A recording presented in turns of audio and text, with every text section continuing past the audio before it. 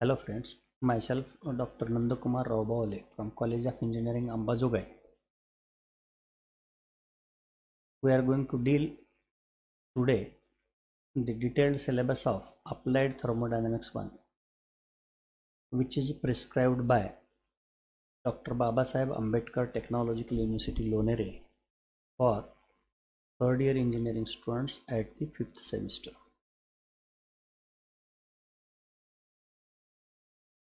This subject includes 6 units, out of which first unit includes fuels and combustion. In this unit, we will be studying types of fuels such as solid fuel, liquid fuel, and gaseous fuel.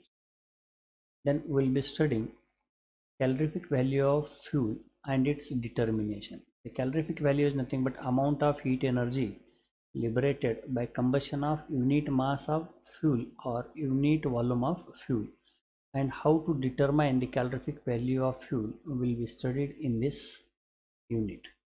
Then we will be studying combustion equations for hydrocarbon fuels, the chemical equations that we will be studying in this unit. Then determination of minimum air required for combustion. So usually the oxygen is required for combustion of fuel, and this oxygen is supplied through the air. Air contains the oxygen as well as hydrogen, nitrogen, other constituents. Nitrogen is the major constituent and second constituent is oxygen. So how much of air is required to supply is required to be supplied for the combustion, so that the complete combustion of fuel will be achieved and complete energy, that is calorific value, will be released. That determination will be made, that calculations will be made here. The excess air to be supplied for combustion of fuel we will be studying in this unit. The conversion of volumetric analysis to mass analysis. So analysis of flue gases as well as mass will be made on the basis of mass. If it is made on the mass basis, then it will be converted into volumetric analysis, or if it is made on the basis of mass, then it will be converted into volumetric analysis, and vice versa. So flue gas analysis will be made here. The flue gases will be captured and those gases will be analyzed, and from those flue gases certain conclusions are to be derived about the combustion of fuel. So whether the complete combustion of fuel has taken place or partially fuel is burned, and what were the constituents of the fuel, that can be determined with the help of what you say flue gas analysis. Coming to second unit, it is a steam generator. So steam generators is nothing but the devices which produce steam. We call it as a boiler.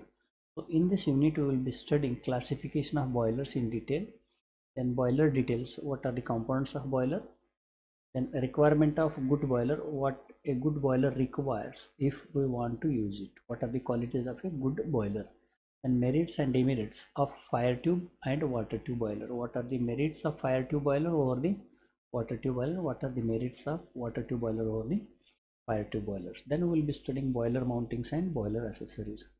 Boiler mountings are the components fixed to the boiler in order to run the boiler safely, and boiler accessories are the attachments which are provided along with the boiler in order to enhance the efficiency of boiler. So there will be heat recovery devices which will be enhancing the overall efficiency of a boiler. Then coming to next part of this steam generators, boiler draught. Boiler draught is nothing but the removal of burned gases, flue gases from the combustion chamber. So these gases, the process of removal of burned gases from combustion chamber is known as a draught. So how this draught is achieved? Natural draught means without using any artificial means, the flue gases are exhausted into the atmosphere. So the chimney, a device known as chimney, is used to exhaust the gases from combustion chamber, and that is nothing but a natural draught. The efficiency of chimney is to be determined. The chimney produces vacuum to throw the flue gases into the atmosphere. So when the chimney is capable of producing vacuum, that vacuum is lost because of friction of flue gases along with the walls of passage. And what kind of losses are going to occur into the draught? So those types of losses will be studied. Then types of boiler draught. So generally draughts are classified into two categories. That is, one is natural draught and another is artificial draught. So artificial draughts are again further classified. So those classifications we have to study in detail. Coming to next part of this second unit, performance of boiler. Evaporation, the amount of heat generated per unit mass of fuel as well as per unit time. That is, rate of evaporation will be studied, and then equivalent evaporation, which is essential to be studied in order to compare two boilers.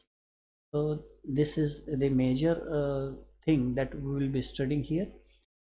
And then boiler efficiency, amount of heat which is produced by combustion of fuel will be utilized to generate steam. Major part of heat energy is utilized to convert water into steam, but some part of heat energy is lost along with the flue gases. The amount of heat lost with the flue gases can be determined. Amount of heat energy utilized for generation of steam, that can be determined, but some part of heat is lost by radiation and convection. The amount of heat which is not utilized, that is to be accounted, that has to be calculated, and that is known as a heat balance process. Trial on the boiler. Then we will be studying IBR, Indian Boiler Regulations. What are the rules and regulations applicable to the boilers, or the industry which are using the boilers have to follow certain rules and regulations. And here we will be studying the rules and regulations which one industry has to follow, and that is using boiler. Next, coming to third unit, vapor and gas power cycles. Already you have studied gas power cycles, but now you will be studying vapor power cycles along with the gas power cycles.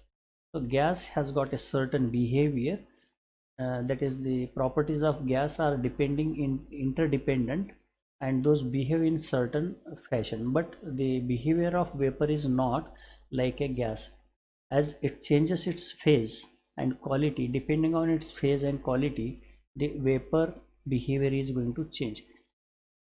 And in these two cycles, the vapor as well as gas are used as the working substances.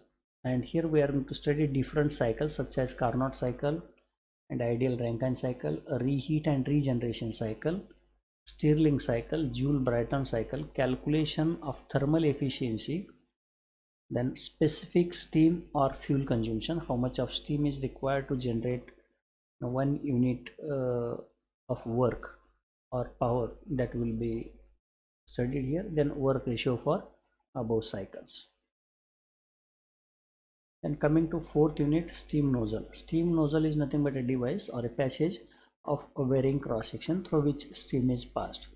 So these nozzles are used to convert heat energy into kinetic energy, and that kinetic energy is converted into mechanical work. So in this unit we will be studying types of nozzle. Then flow of steam through nozzles. What will be the variation in the properties of steam if it flows through the nozzle? Then condition for maximum discharge of steam. So there will be a derivation. And expansion of steam considering friction. So steam is passed through the nozzle, at that time the pressure is going to get reduced, velocity increases, that is nothing but expansion. When steam is expanded, the quality of steam is bound to degrade, but because of friction the expected quality degradation will not take place, and heating of steam will take place because of friction while flowing through the nozzle. That effect of friction we will be studying here. Then supersaturated flow through nozzle. When steam is passed through the nozzle, it is expected that quality of steam has to fall suddenly, but the quality of steam, instead of getting reduced suddenly, it will be taking some time because of frictional effects. So that we will be studying here. And general relationship between area and velocity pressure, that we will be studying here. velocity and pressure of steam flowing through the nozzle. Then coming to fifth unit, steam turbines. Here we will be studying what are the advantages and classification of turbines. That is the steam turbines. Then compounding of steam turbines. Then velocity diagrams. These are the diagrams which are used for calculation of power generated by the turbine using steam. So these diagrams help us to find out various components, velocity components, and from those we can find out the work done. So work done by the steam turbine, then efficiencies of steam turbine, losses in turbine, that we will be studying in detail.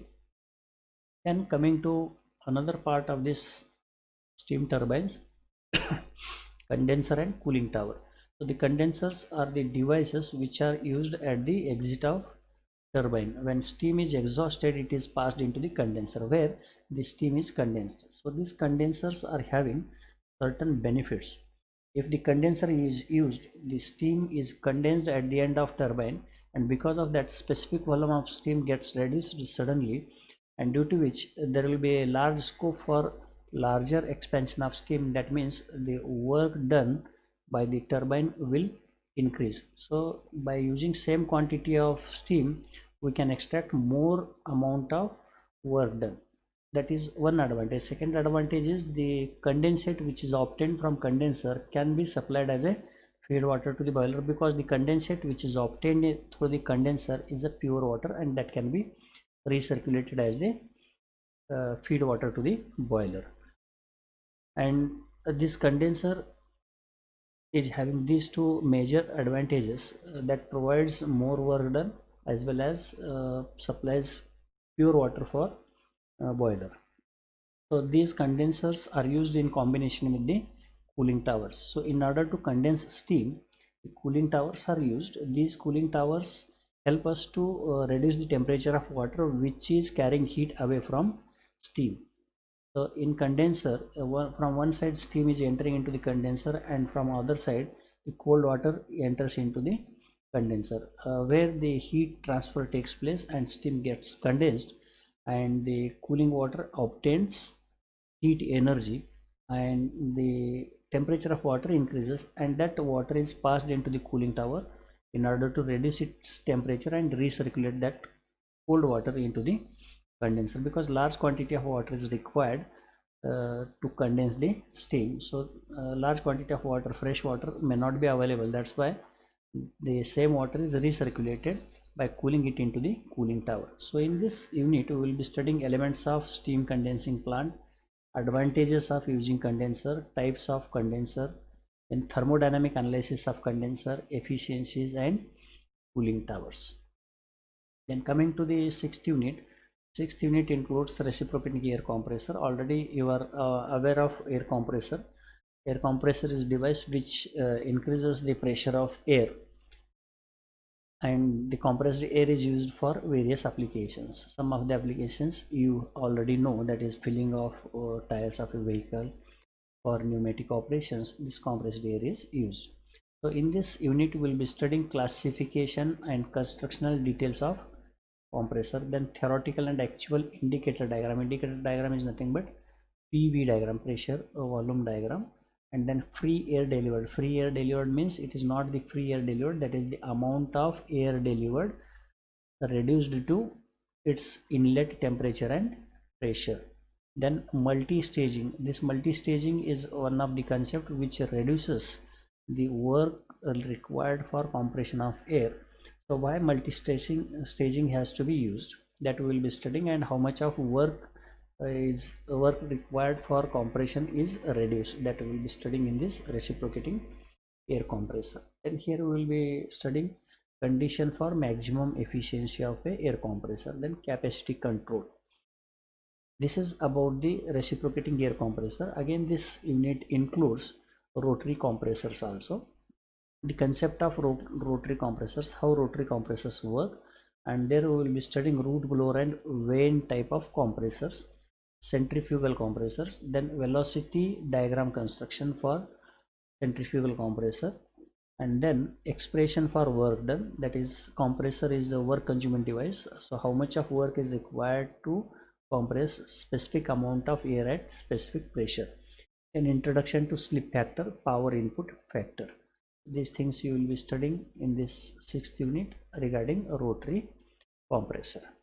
So this is about the syllabus in detail. So in next lecture, first lecture, as this was the introductory lecture, so from first lecture onwards we will be discussing the detailed syllabus one by one.